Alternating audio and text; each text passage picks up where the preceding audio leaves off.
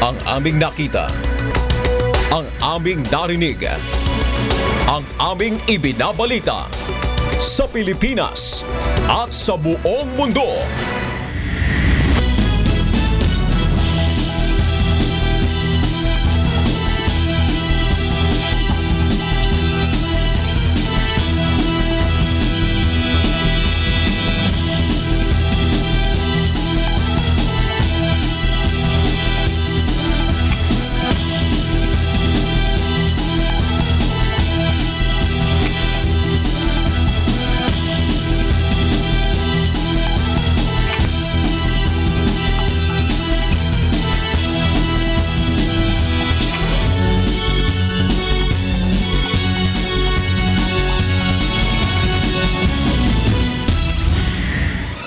Magandang hapon Pilipinas at sa buong mundo.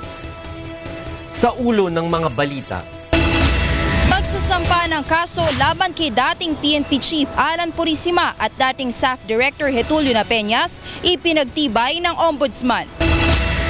Formal peace negotiations ng incoming Government Peace Panel at CPP-NPA-NDF sisimulan na sa Hulyo. Implementasyon ng K-12 program paglutas sa problema sa trapiko at agrikultura tinalakay sa cabinet meeting kagabi. Mga kongresista nag-uunahang makapagpasa ng unang panukalang batas sa 17th Congress. Deadline sa filing ng Statement of Contributions and Expenditures pinalawig ng Commission on Elections. Botohan ng on-bank 4-3. Singil sa tubig, bababa simula sa Hulyo. Ngayon po ay araw ng Huwebes, ika-16 sa buwan ng Hunyo taong 2016. Tayo po ay sabay napapanood sa 1,360 satellite monitoring centers sa buong Pilipinas at sa buong mundo sa pamamagitan ng live streaming sa www.untvweb.com. Una sa ating mga balita ngayong hapon. Tulong muna bago balita! Nirespondihan ng UNTV News and Rescue Team ang isang aksidente sa Tarlac kaninang tanghali. Ito ang balita ni Brian Lacanlale. Nagtamo ng mga gasgas sa iba't ibang bahagi ng katawan si Gilbert Nino, 20 anyos, matapos siyang sumalpok sa isang kotse sa bahagi ng MacArthur Highway sa Tarlac City pasado alas 12 kaninang tanghali. Depensa ng driver ng kotse na si Janet Luge, pa-U-turn siya sa kalsada nang biglang sumalpok sa tagiliran ng kanyang sasakyan, ang motorsiklo ni Nino. So mag-U-turn ako after ng pedestrian na yan. Mabagal lang ako. Sakto ang motor na yan, padating siya. Sobrang bilis, di siya nagminor. Pero ako mabagal lang. Nakasignal light ako, nakapasok na ako sa lane ko eh. Pero siya talagang wala siyang minor. Matapos bigyan ng paunang lunas ang mga sugat ni Nino ay inihatid na siya ng rescue team sa pinakamalapit na hospital. Ngunit maaaring maharap sa kaso si Nino dahil sa pagmamaneho ng walang helmet at walang lisensya. Mula dito sa Tarlac, Brian Lacanlale, UNTV News Worldwide.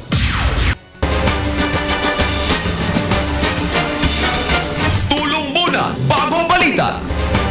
Ipinagtibay ng Office of the Ombudsman ang kautosang pagsasampa ng kaso laban kina dating Philippine National Police o PNP Chief Alan Purisima at dating Special Action Force o SAF Director Getulio Napeñas kaugnay ng Mama Sapano incident.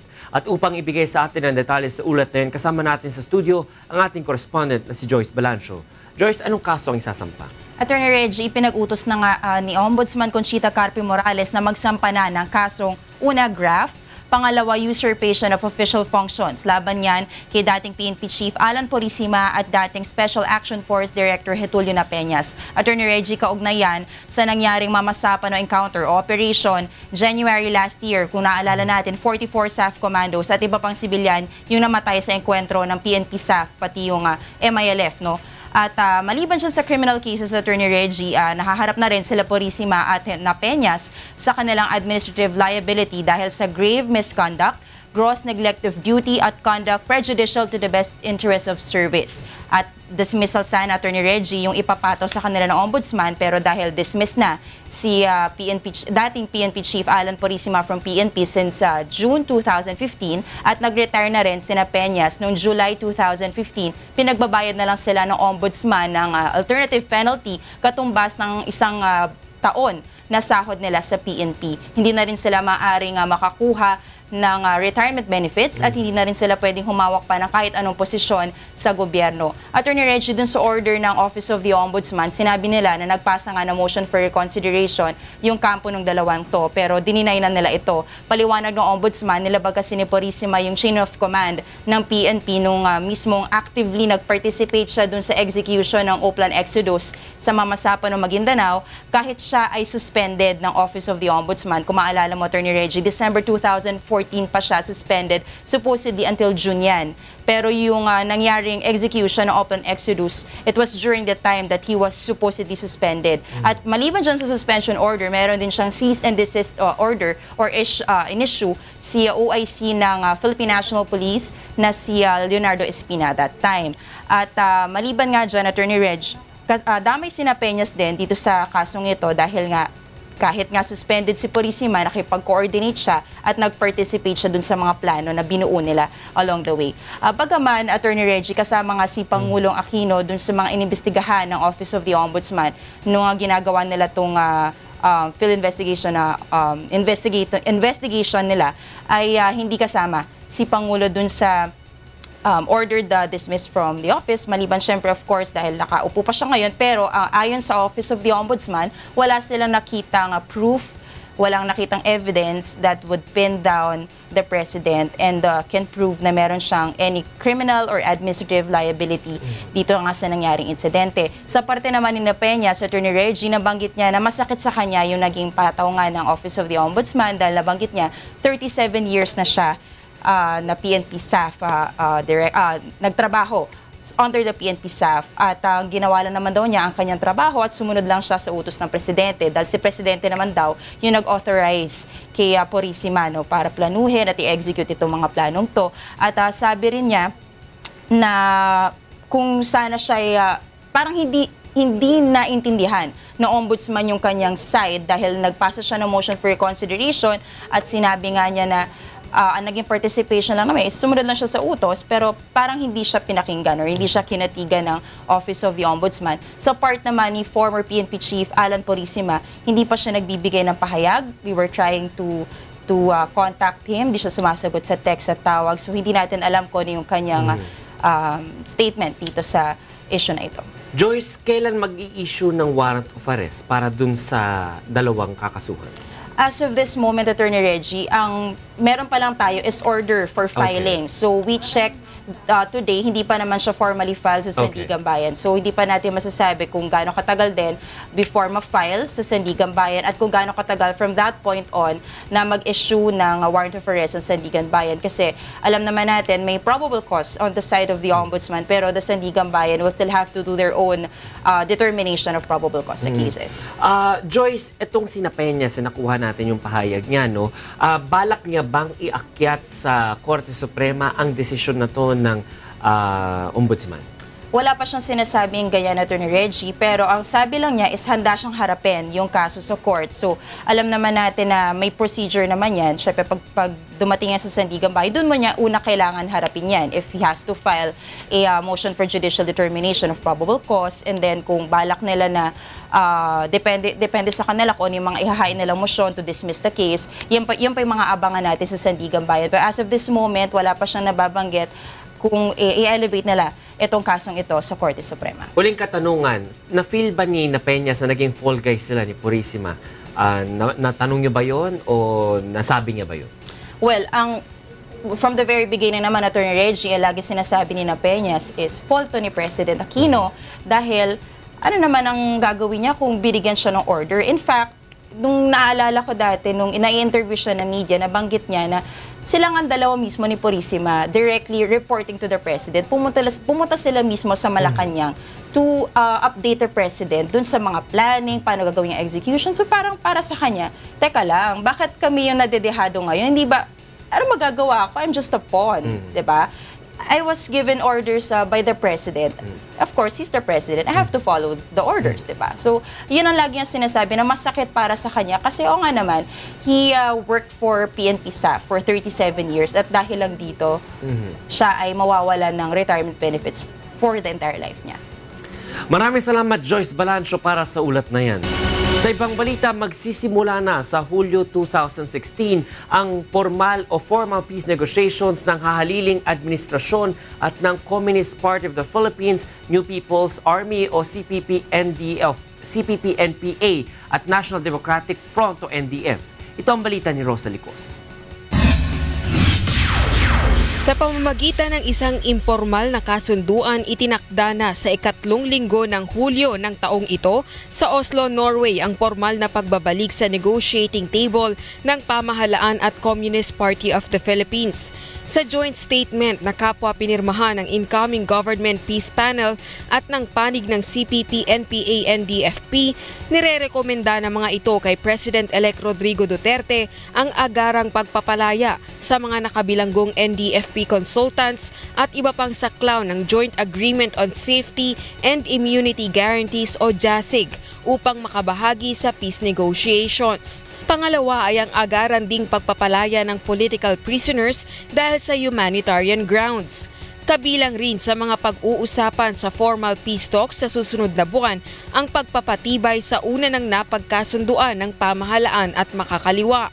Inaasahan din na isasama sa agenda ang pagpapabilis ng proseso ng negosasyon sa pamamagitan ng pagtapos sa usapin ng socio-economic, political, constitutional reforms at pagpipigil sa labanan at disposisyon ng puwersa ng pamahalaan at makakaliwa.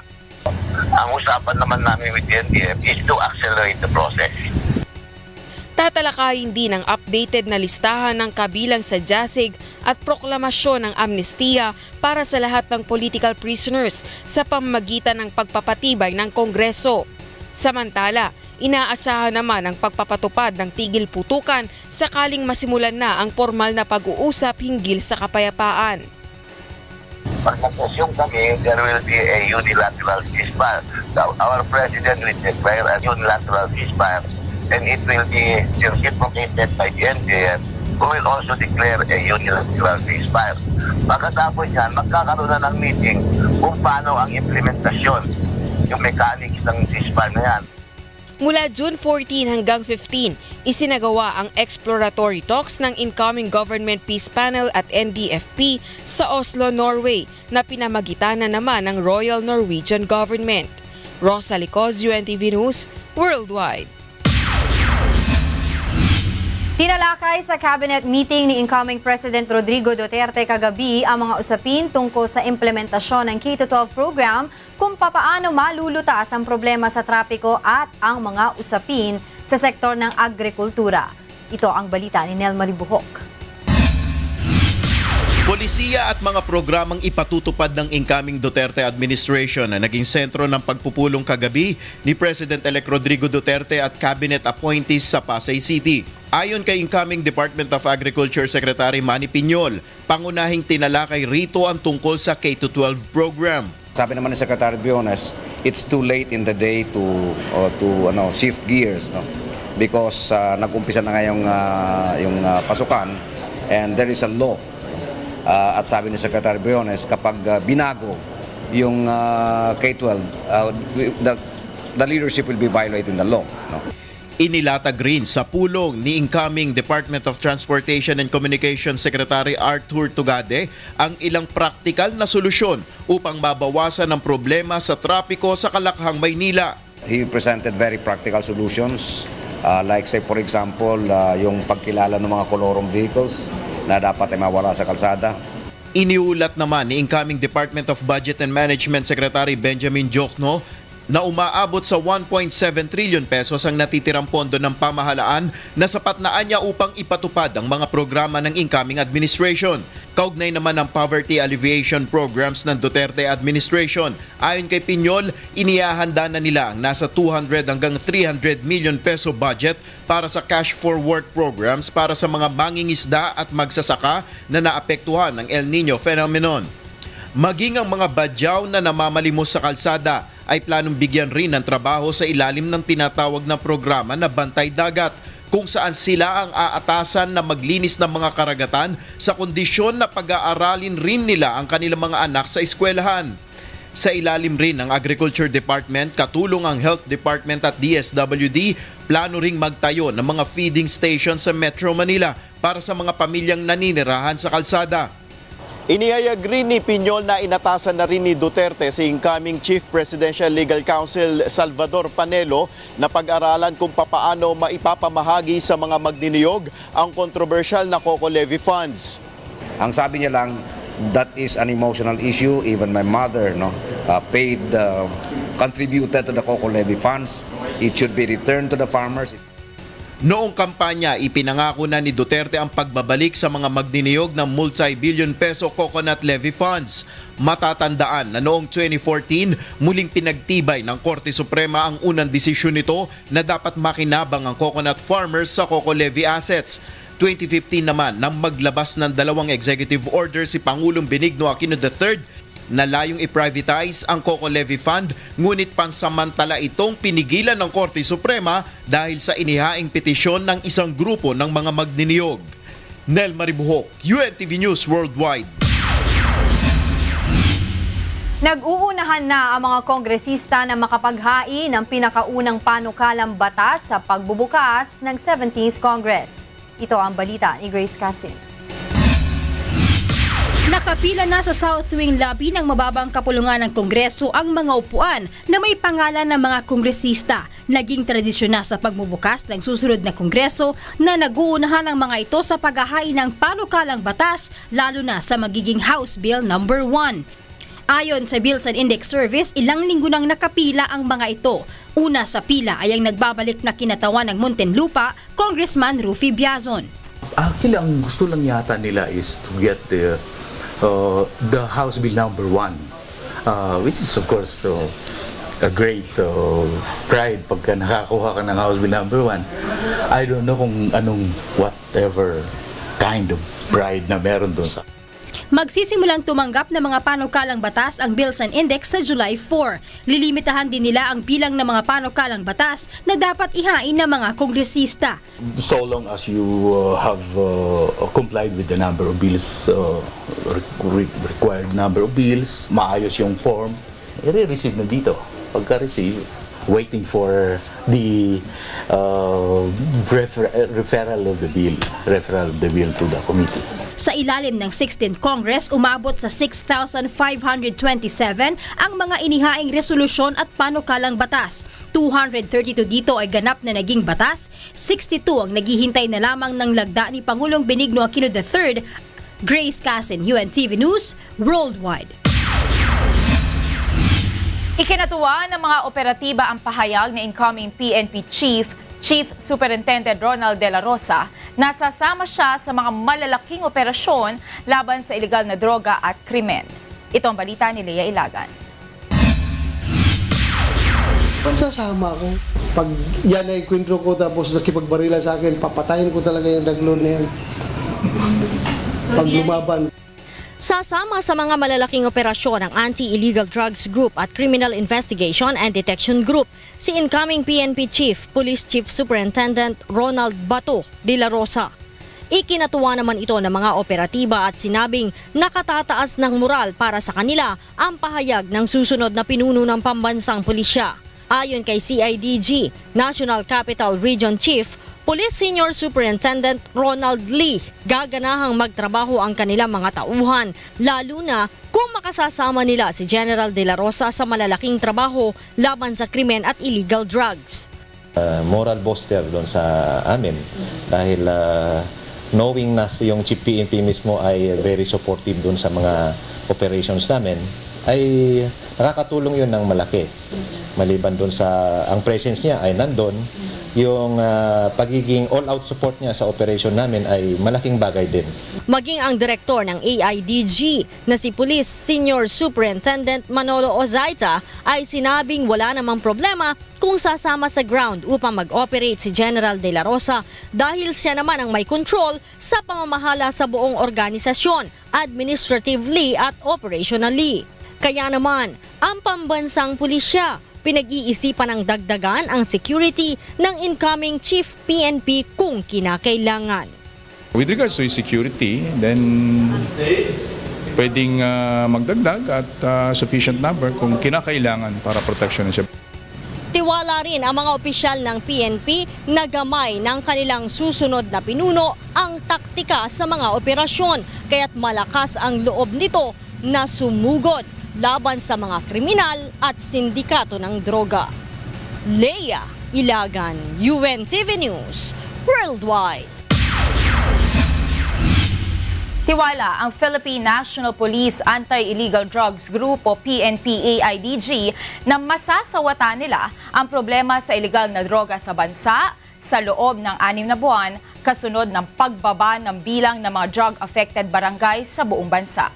Ito ang balita ni Lane Moreno.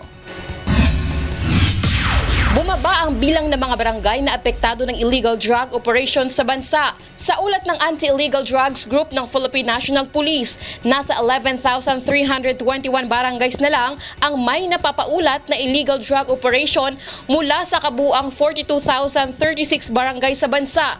Nasa 30,715 barangays naman ang idiniklarang illegal drugs free noong mga nakaraang buwan. Naunguna naman sa listahan ng may pinakamaraming drug affected barangays ang National Capital Region na sinundan ng Region 4A o Calabarzon at Region 7 o Central Visayas.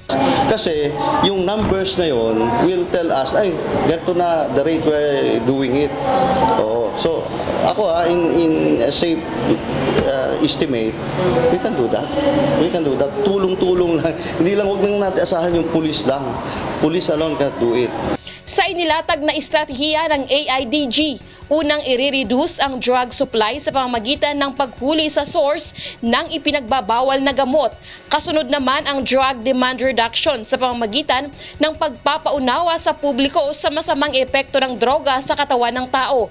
Ang mga taong nagbebenta ng droga ay bibigyan ng livelihood upang mahikayat silang magbagong buhay, habang internal cleansing naman ang isasagawa sa lahat ng hanay ng law enforcement agency. Naniniwala ang PNP-AIDG na kapag naipatupad ito sa tulong ng taong bayan ay makakamit ang target na maging illegal drug-free ang bansa pagkatapos ng 6 na buwan. Pag naging aware sila na nakakasama pala, hindi na sila mag-attempt na tumikim nitong droga, because once nag-take ka ng isa, may pangalawa, ang sunod doon is addiction. Batid naman ng ahensya na malaking hamon ng paghuli sa lahat ng drug users, pusher at dealer dahil may ibang magagaling magtago ng mga transaksyon. Naniniwala rin ang ahensya na kapag naisabatas ang panukalang wiretapping sa suspected drug lords ay mas mapapabilis ang kanilang operasyon. Mula rito sa Iloilo, Lane Moreno, UNTV News Worldwide.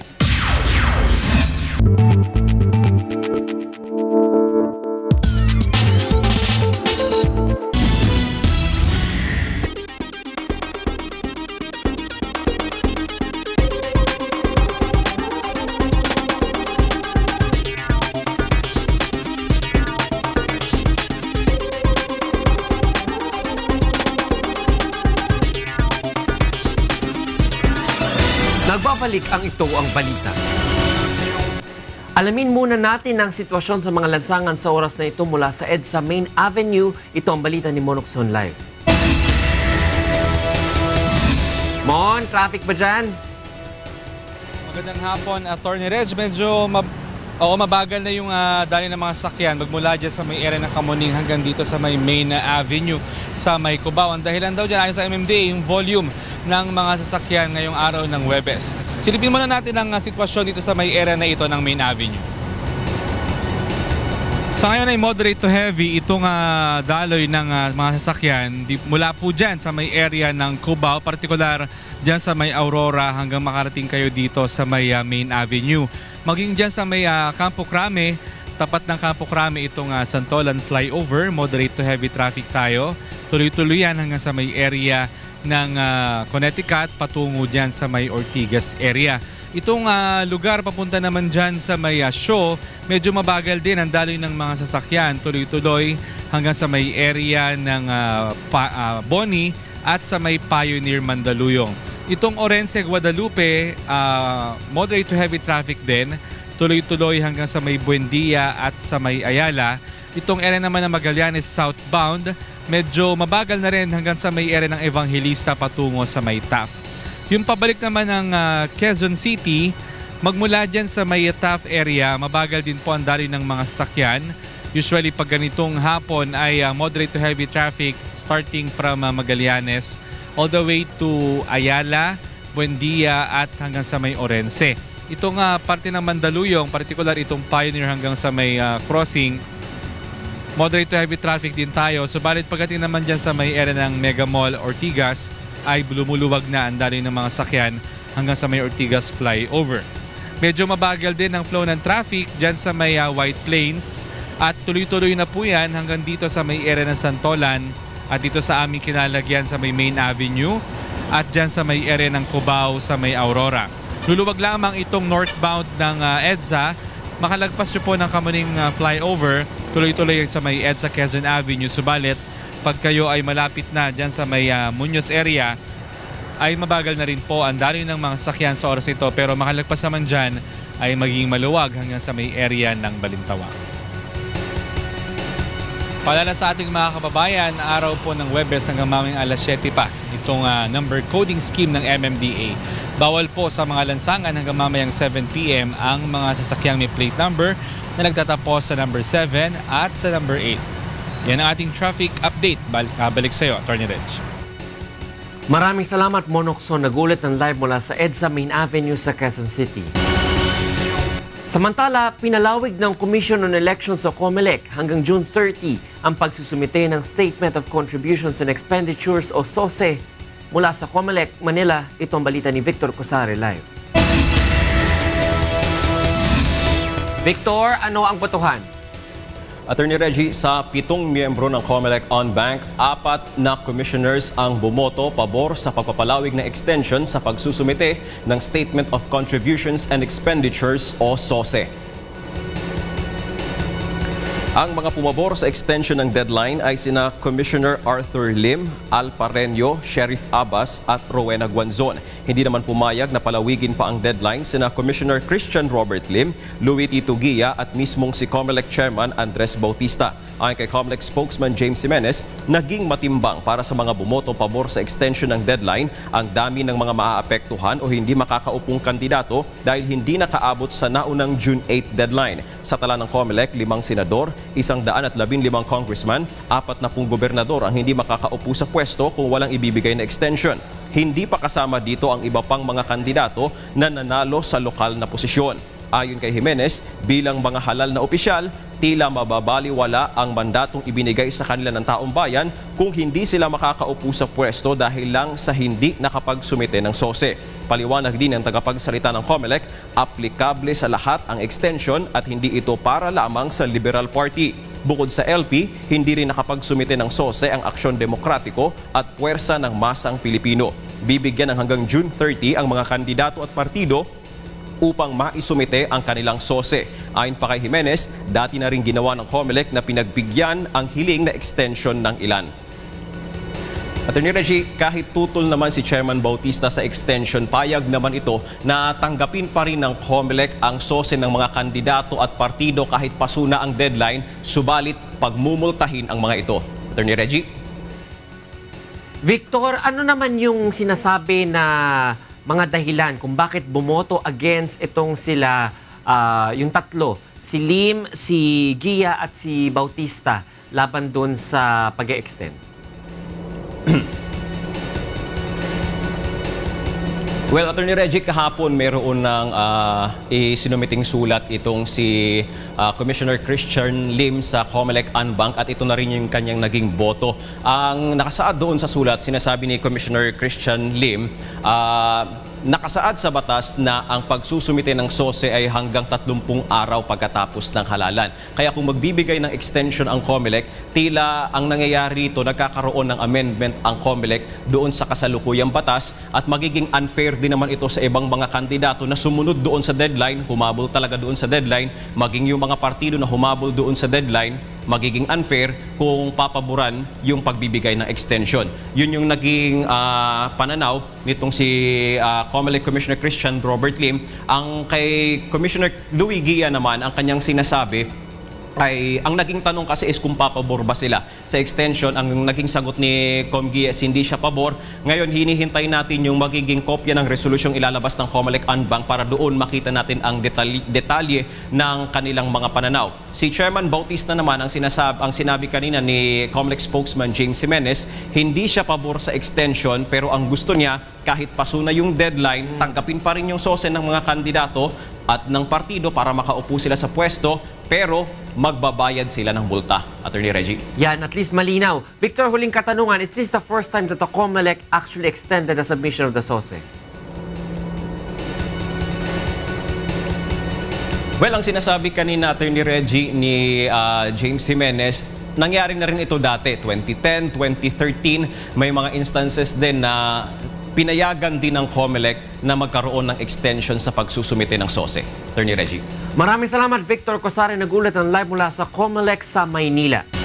Sa ibang balita, vinito ni Pangulong Benigno Aquino III ang panukalang batas na magtataas sa basic pay ng mga nurse sa 26,192 pesos. Batay sa pahayag ng inilabas ng Presidential Communications Operations Office o PCOO.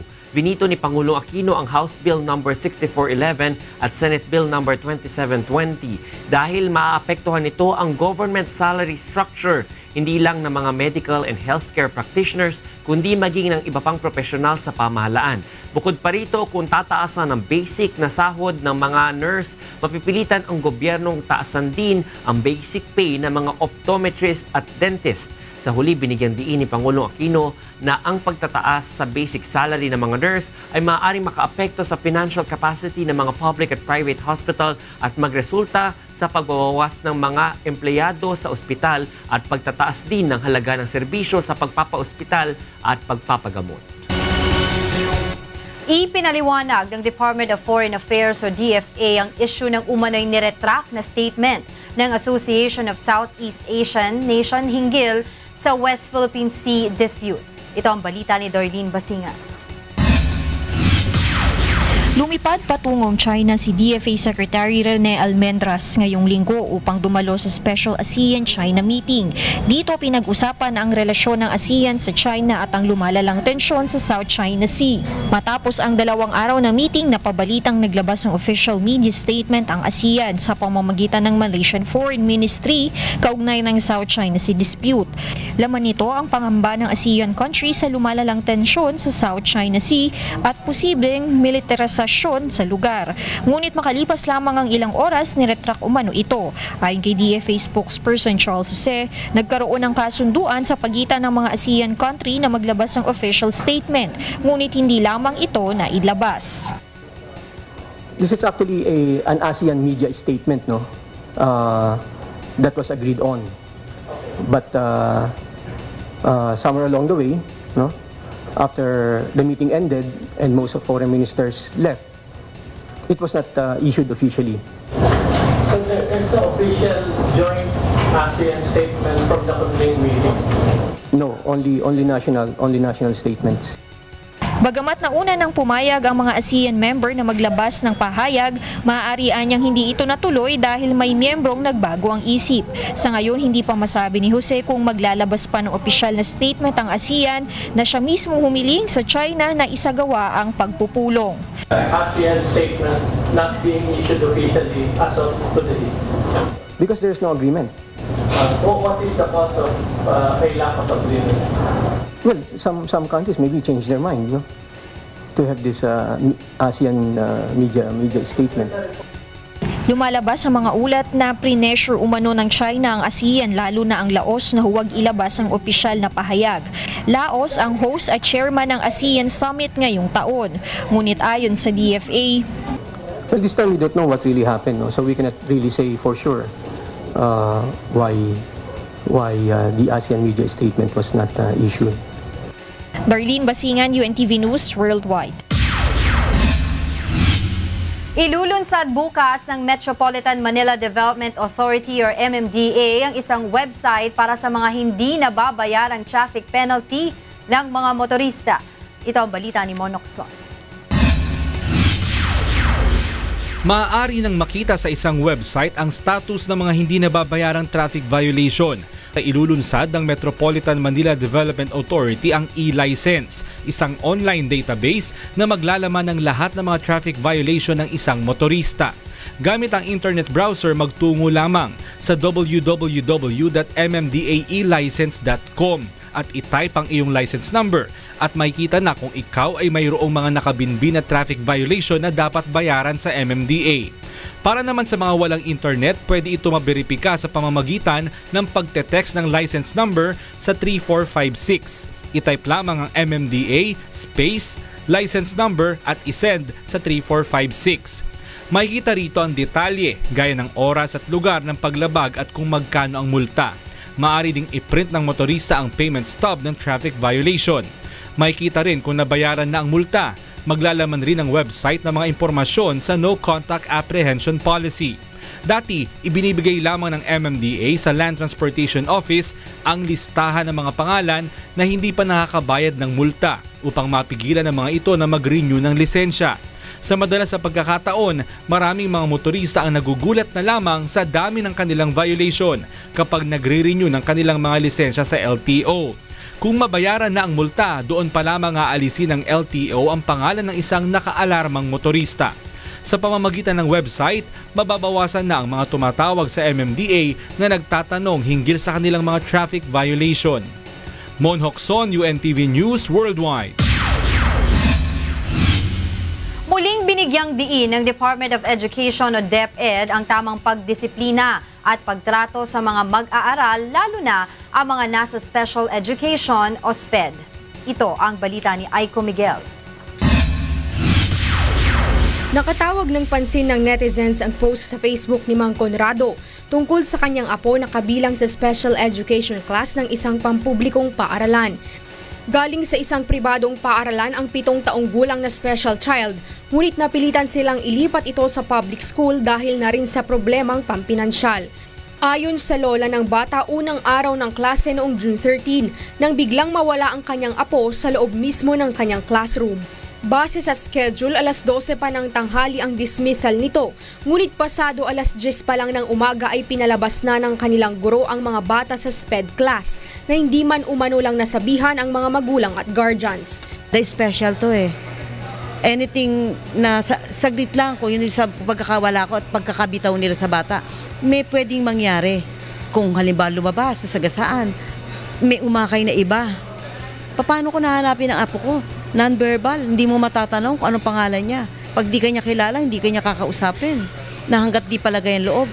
Pagka-uwi nila ng bahay ay napansin nila ang mga pasasahita ng bata na tila bakas ng pangurot.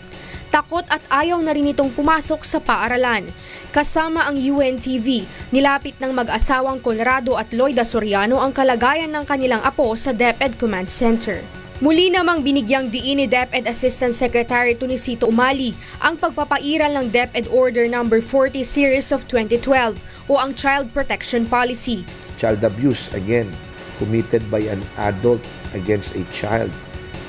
Bullying, again, committed by a student against another student, ay isa pong o mga bagay po na atin po talagang siniseryoso. Agad namang ipinasa sa Legal Department ng DepEd ang reklamo upang maimbestigahan at mabigyan ng kaukulang aksyon. It is the regional office ng ating Department of Education ang may jurisdiction to commence an investigation and impose proper disciplinary measures if a respondent teacher, kung yun man po ang nangyari, ay napatunayang may pagkakasala.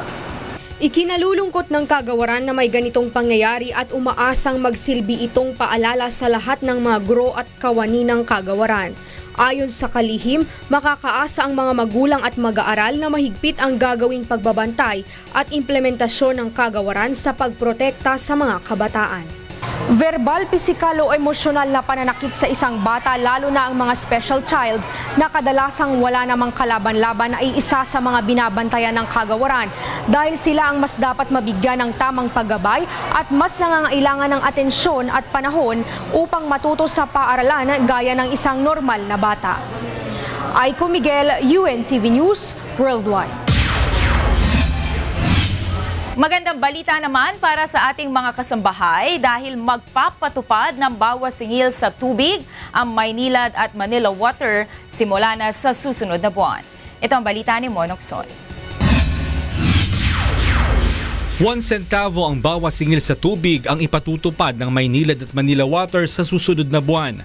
Ibinatay ng Metropolitan Manila Water Sewerage System o MWSS ang bawas singil sa Foreign Currency Differential Adjustment o FCDA. Ang FCDA ay isang mekanismo na ipinagkaloob sa Maynilad at Manila Water upang mabawi o maisauli ang kanilang kita batay sa paggalaw ng dolyar, yen at euro. Kapag lumalakas ang piso laban sa dolyar at ibang currency, bumababa ang FCDA. Tumataas naman ang FCDA kapag humihina ang piso. Maliit lang yung paggalaw sa FCDA dahil maliit lang rin naman yung paggalaw sa palitan ng piso kontra dolyar at yen. Ayon naman sa Maynilad, kahit 1 sentimo lamang ang nabawas ay magandang balita pa rin ito para sa lahat. Pero kahit na maliit yun, bawas pa rin ho yun sa kinukonsumo ng babayaran ng ating mga customers. Sa mga customer ng Maynilad na kumukonsumo ng 10 cubic meter kada buwan ay magkakaroon ng 2 centavos na bawas. Sa 20 cubic meter, 11 centavos at sa 30 cubic meter ay 20 centavos. Sa mga customer ng Manila Water na kumukonsumo ng 10 cubic meter, may bawas na 2 centavos sa monthly bill. Sa 20 cubic meter, 6 centavos at sa 30 cubic meter ay 13 centavos. Nagsusupply ng tubig ang Manila Water sa Mandaluyong, Pasig, San Juan, Pateros, Taguig, Marikina at ilang bahagi ng Quezon City at Rizal Province. Nagsusupply naman ng tubig ang Maynilad sa Manila, Quezon City, Makati, Caloocan, Parañaque, Muntinlupa, Las Piñas, Valenzuela, Navotas at Malabon. Mon Hocson, UNTV News Worldwide. Tinuruan naman kanina ng Eco-Waste Coalition ng mga magulang at estudyante ng Santo Cristo Elementary School sa Quezon City kung papaano gumawa ng masustansyang baon kasabay ng balik eskwela ngayong Hunyo. Ito ang balita ni Joan Ano.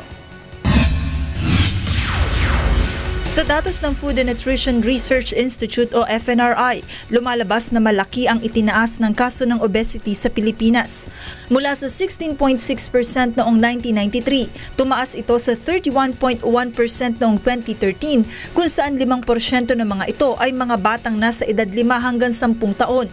Dahil dito nangangamba ang Eco-Waste Coalition, kaya naman inilunsad nito ngayong araw ang kanilang back-to-school program na may temang Healthy Baon, Healthy Bata, Healthy Eskwela. Isinagawa ang programa kanina sa Santo Cristo Elementary School kung saan tinuruan ang mga magulang at estudyante kung ano-ano at papaano maghanda ng masusustansyang pagkain na maaaring baunin ng mga bata sa pagpasok nila sa eskwelahan.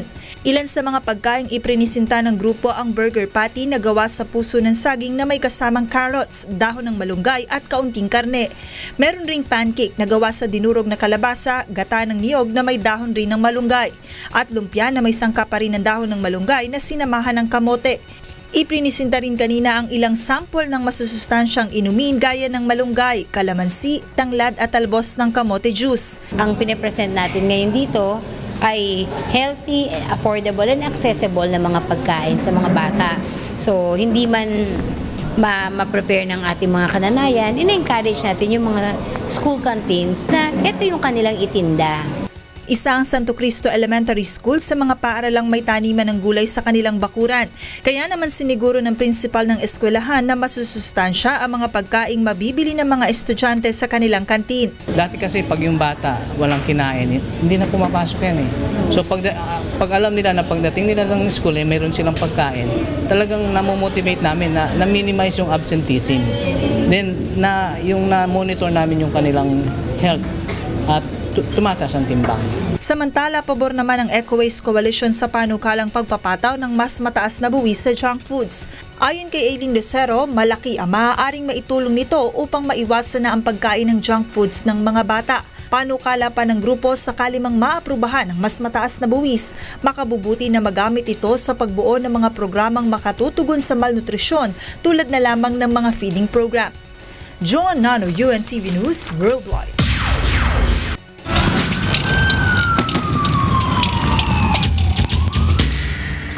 na menor de edad ang hinuli ng mga pulis sa San Fernando City, La Union dahil sa paglabag sa curfew.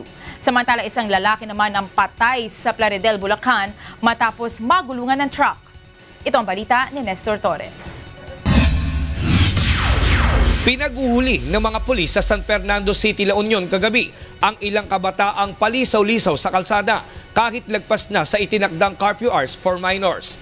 Ayon sa City Police, 4 na menor de edad ang kanilang dinampot sa magkakahiwalay na plaza at computer shops. Ang curfew ay ipinatutupad mula alas 10 ng gabi hanggang alas 4 ng umaga, tuwing Linggo hanggang Huwebes, at alas 12 hanggang alas 4 naman ng umaga kapag Biyernes at Sabado.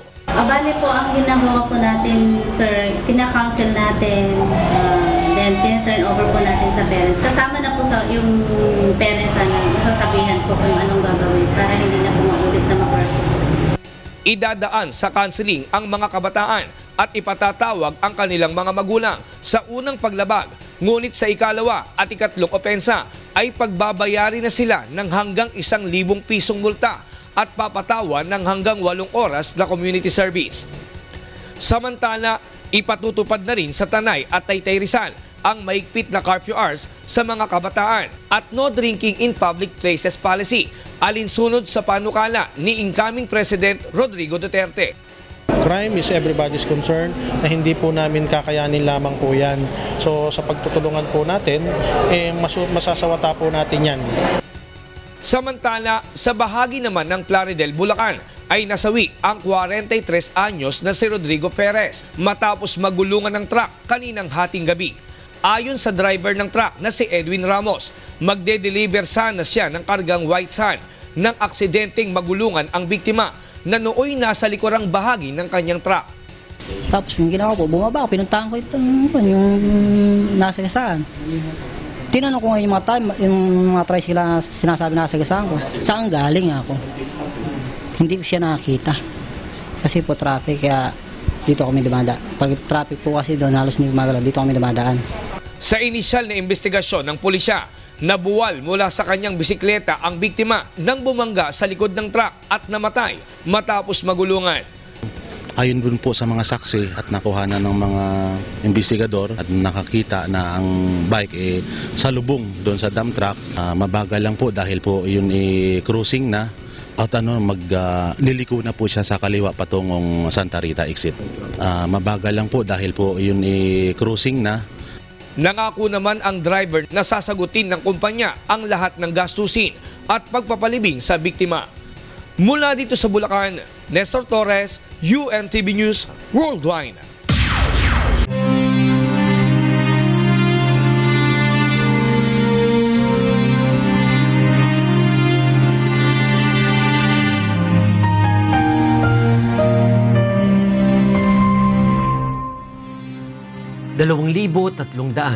at 77 araw na po ang nakalipas mula na maganap ang malagim na Maguindanao Massacre. Ngunit hanggang ngayon na naghahanap pa rin tayo ng katarungan sa mga biktima ng malagim na krimen. At sa tila madilim na hinaharap ng kaso, hindi po bibitiw ang UNTV sa labang ito hanggang makamit ang katarungan, hindi lamang para sa aming 4 na kasamahan, kundi sa lahat ng mga biktima ng karumal-dumal na pamamaslang. Susunod sa ito ang balita. Pagbibigay ng libreng patubig sa mga magsasaka, pinaghahandaan na ng National Irrigation Administration.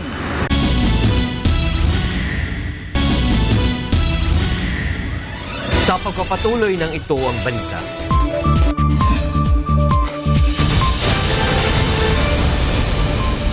Umiiral ngayon ang ridge ng high pressure area na umaabot sa Northern Luzon. Alamin natin ang latest sa lagay ng panahon mula kay Ray Pelayo na nasa UNTV Weather Center. Ray, may pagbabago ba sa dami ng ulan o temperatura sa mga areas na apektado nitong ridge of high pressure area? Magandang gabi, Aton Reggie, at sa ating mga kasambahay. Kapag umiiral itong ridge ng high pressure area, expect natin na medyo magiging malinsangan yung ating panahon doon sa may apektadong lugar at maging dito sa Metro Manila sa mga susunod na 3 araw ayon yan sa forecast ng Pag-asa, Aton Reggie. Pero as of now nga ay hindi umiiral itong habagat At ang ngayon umiiral yung ridge ng high pressure area. Pero expect din natin wala pang bagyo na nakita ang pag-asa na papasok sa Philippine area of responsibility along ridge. Kaya pala humid at lagi kaming pawis dito nila, Angela. Sige Ray, ibigay mo na ang kabuuan lagay ng panahon sa Magdamag. Narito po ang maging lagay ng panahon sa mga susunod na oras. Yun nga pong ridge ng high pressure area na nakaka-apekto sa may northern Luzon. Sa forecast po ng pag-asa, ang area po ng Metro Manila at malaking bahagi ng Luzon makakaranas po ng partly cloudy to cloudy skies. May mga chance na magkakaroon po ng rain showers and thunderstorms. Sa Science Garden sa Quezon City, bukas maaari pong umabot sa 34 degrees Celsius. Ang maximum temperature, 35 sa Tuigaraw, sa Baguio po 17 to 25 at sa may area po ng Puerto Princesa City sa Palawan hanggang 33 degrees Celsius. Ang area po ng Visayas, bahagyang maulap hanggang sa maulap ang papawirin at may mga chance po na magkakaroon ng rain showers and thunderstorms. Sa Iloilo City hanggang 33 degrees Celsius ang maximum temperature na posibleng maitala bukas, gayon din sa Metro Cebu. Sa Tacloban naman po hanggang 32 degrees Celsius. Ang Mindanao area, makakaranas po ng fair weather. May mga chance din po na magkakaroon ng mga pagulan, pagkidlat at pagkulog. Sa Cagayan de Oro City, hanggang 33 degrees Celsius ang posible pong maitalang maximum temperature bukas. Gayon din sa Metro Davao at Zamboanga City, medyo malinsangan po hanggang 34 degrees Celsius. Ang atin pong sunrise, 5:27 a.m. at naman pong sunset, 6:26 p.m. Yan ang ating ulat panahon. Umulan man po't umaraw, huwag nating kalilimutang pasalamatan ang Diyos na lumala. Balik sa dyan sa studio. Maraming salamat, Ray Pelayo mula sa UNTV Weather Center. Naghahanda na ang National Irrigation Administration kung sakaling gagawing libre na ang patubig sa mga magsasaka sa bansa. Ito ang balita ni Ray Pelayo. Umaabot sa 3.5 billion pesos ang budget ng National Irrigation Administration kada taon para sa kanilang operasyon. Ang 2 bilyong piso ay galing sa mga magsasaka na kinokolekta bilang irrigation fee at ang iba naman ay galing sa mga kinikita ng mga power plants gaya ng nasa Pantabangan at Magat Dam. Ayon sa NIA, posible naman ang panukala ng papalit na administrasyon na gawing libre ang patubig sa mga magsasaka basta bibigyan lamang sila ng sapat na budget ng pamahalaan na katumbas ng kanilang nakokolekta sa mga magsasaka. Ang pondo mula sa General Appropriations Act ngayong 2016 na umaabot sa mahigit 32 bilyong piso ay napupuntaan nila sa paggawa, rehabilitasyon at pagkukumpuni ng irrigation facilities. Ayon kay Pilipina Bermudez, ang Public Affairs and Information Manager ng NIA, kung hindi ito maisasaayos ay posibleng maulit ang nangyari noong panahon ng dating Pangulong Erap na nagpatupad din ng libreng irigasyon kung saan naapektuhan ang produksyon ng palay. Nasira lahat yung aming irrigation systems kasi walang pang-maintain. Nagkakagulo yung mga magsasaka dahil una-unahan ang pagkukuha ng tubig. Isa rin sa suhestyon ng NIA, magkaroon na lamang ng koleksyon sa mga asosasyon ng mga magsasaka. May mga irrigators associations tayo ngayon na merong share na as much as 1 million. So, yun ang ginagamit din nila sa kanilang operation. So, ang proposal namin na isa is the farmers continue to collect irrigation fee, parang water users fee na lang, pero hindi na nila ibibigay sa NIA. Yun na lang ang gagamitin nila para sa operation and maintenance ng kanilang nasasakupang irrigation system. Maaari ding sa 2017 ay isama na lamang sa GAA ang kanilang gagastusin sa operasyon. Dati kasi, meron kaming 5% na kinukuha doon sa GAA. Ngayon kung ibabalik sa amin yon, 5%, itong 2017, ang budget namin something like 37 billion.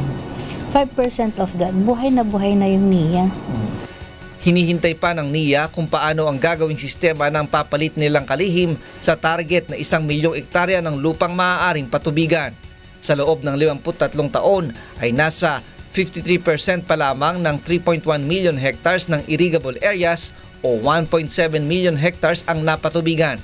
Noong 2014 hanggang 2015 ay nasa 25,000 hektarya lamang ng lupa ang nabigyan ng irigasyon. Ray Pelayo, UNTV News Worldwide.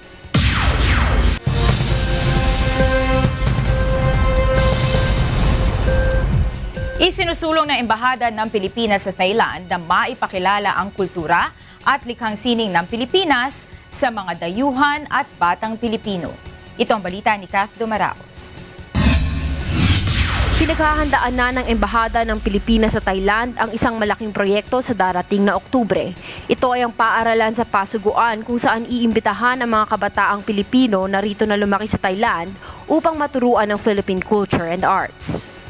And it's a very good initiative which was continued by my immediate predecessor, Ambassador Jocelyn Baton Garcia, and which we continue to provide for our young Filipinos here in Thailand. Samantala, isang exhibit at cultural show sa Shangri-La Hotel Bangkok ang isinagawa ng Embahada upang ipakilala ang mayamang kultura ng ating bansa sa mga dayuhan bilang pakikiisa sa selebrasyon ng kasarinlan sa taong ito. Because we wanted to showcase the rich culture of the Philippines through clothes and through jewelry. Actually, this is part of the program of the government, which promotes the Filipino heritage throughout the world. Dalawang kilalang Filipino designer na sina Cora Manimbo at Oscar Atendido ang inimbitahan ng Embahada upang magpakita ng kanilang mga obra. Ikinatuwa naman ng mga dayuhang dumalo sa selebrasyon ng init ng pagtanggap sa kanila ng ating mga kababayan dito. Everybody knows Philippine hospitality, so it's good to see that this transcends itself here in Thailand, and your gracious ambassador hosted us for a very fine evening. It's wonderful. There was a red dress that I absolutely loved. I don't even know how to describe it, but it was gorgeous. Sa pamamagitan ng mga tradisyonal na kasuotan at mga produktong gawang sariling atin, na ipapakita nating mga Pilipino ang likas na ganda ng ating kultura.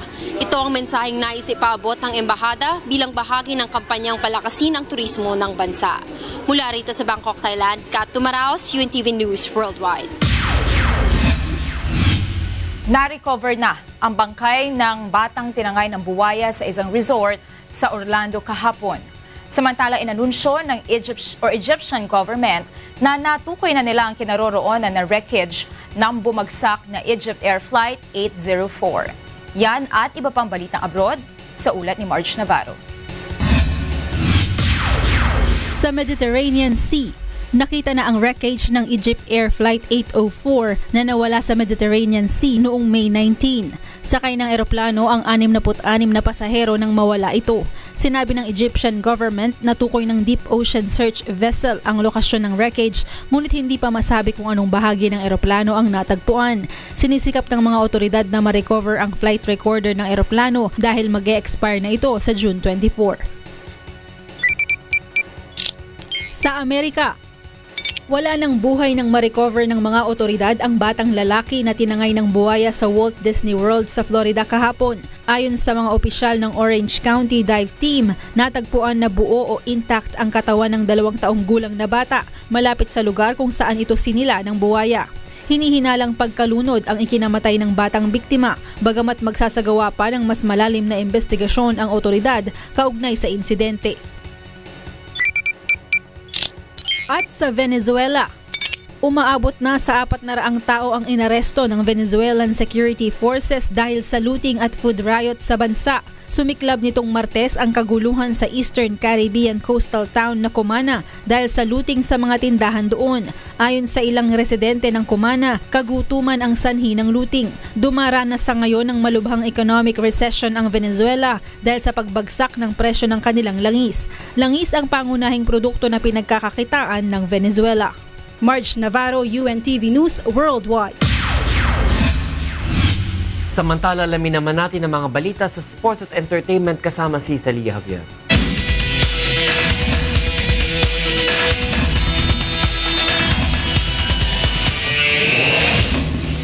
Salamat, Atty. Reg. Inaasahang makakapaglaro na sa Game 6 na NBA Championship Playoffs ang Golden State Warrior forward na si Draymond Green. Si Green ay pinatawan ng 1-game suspension dahil sa kanyang flagrant foul kontra kay Cavaliers small forward LeBron James. Samantala, hindi na makakapaglaro sa Game 6 ang Warriors center na si Andrew Bogut. Si Bogut ay nagtamo ng knee injury matapos ang kanyang pagbagsak noong Game 5. Sisikapin ng Cavaliers na itabla ang series sa 3-3 para sa do-or-die game na gaganapin sa Lunes. Gaganapin naman ang Game 6 bukas sa teritoryo ng Cavaliers.